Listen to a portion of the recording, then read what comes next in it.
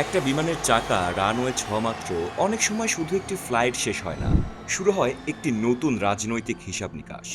দীর্ঘ নির্বাসন শেষে বিএনপির ভারপ্রাপ্ত চেয়ারম্যান তারেক রহমানের স্বদেশ প্রত্যাবর্তনকে ঘিরে বাংলাদেশ এখন ঠিক সেই জায়গাটিতেই দাঁড়িয়ে। ফিরে এসে তিনি বলেছেন, আই হ্যাভ এ প্ল্যান। প্রশ্ন হলো, ইতিহাস কি বলে? এমন ফিরে আসা ঠিক কখন একটি রাষ্ট্র বদলে দেয়? চলুন তারেক রহমানের মতোই কয়েকজন বিশ্ব নেতার প্রত্যাবর্তনের গল্প মনে করি, যেখানে ফেরাটা ছিল শুধু দেশে ফেরা নয়, বরং ক্ষমতা ও রাষ্ট্রের ভবিষ্যৎ নির্মাণের মোড়। যেমন ধরুন ইরানের আয়াতুল্লাহ রুহুল্লাহ খোমেনি। দীর্ঘদিন বিদেশে নির্বাসিত থাকার পর ১৯৭৯ সালে তিনি তেহরানে ফিরে আসেন। ফেরার পর সময়টা ছিল বিস্ফোরক, রাস্তায় উত্তাল জনতা, ক্ষমতার ভিত কাঁপছে। আর তিনি ফিরেই কেবল প্রতীক হননি, বরং দ্রুত পলিটিক্সের দিক নির্দেশক হয়ে ওঠেন।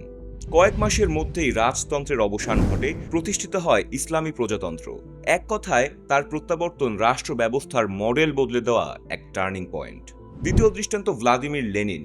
সুইজারল্যান্ডে নির্বাসনে থেকেও তিনি রুশ পলিটিক্সকে দূর থেকে বিশ্লেষণ করতেন, পরিস্থিতির দুর্বল জায়গাগুলো খুঁজে বের করতেন এবং দলের কৌশল শানিত করতেন।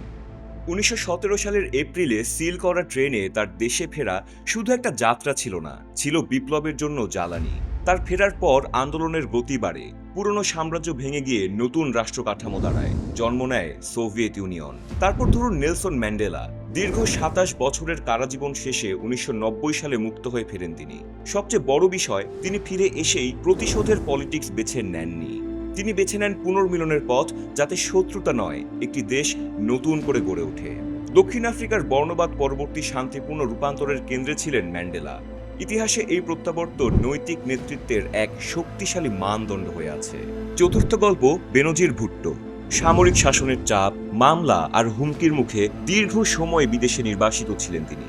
১৯৮৬ সালে নির্বাসন ভেঙে পাকিস্তানে ফেরেন এবং ফেরার পরেই লাখো মানুষের সমর্থনে ১৯৮৮ সালের নির্বাচনে বিজয়ের মাধ্যমে তিনি পাকিস্তান সহ পুরো মুসলিম বিশ্বের প্রথম নারী প্রধানমন্ত্রী হন।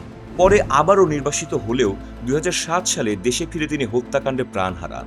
তবুও তার সেই প্রত্যাবর্তন পাকিস্তানের গণতান্ত্রিক অভিযাত্রায় এক স্থায়ী ছাপ রেখে যায়, কারণ তার ফেরাটা দেখিয়েছিল ঝুঁকি সত্ত্বেও পলিটিক্স আবারও মাঠে ফিরে আসতে পারে।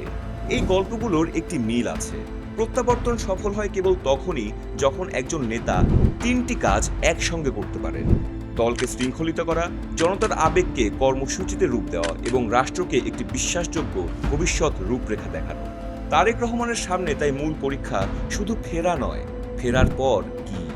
তার আই হ্যাভ এ প্ল্যান, এটি কি কেবল একটি মুহূর্তের বাক্য, নাকি নীতিমালা, প্রতিষ্ঠান ও স্থিতিশীলতার রোডম্যাপ? তিনি কি দক্ষিণ এশিয়ায় বাংলাদেশের অবস্থানকে নতুন শক্তির ভারসাম্যে নিয়ে যেতে পারবেন? আর বাংলাদেশের মানুষ কি সত্যি এমন এক নেতৃত্ব দেখতে যাচ্ছে যে প্রত্যাবর্তনকে ইতিহাসে রূপ দিতে পারে?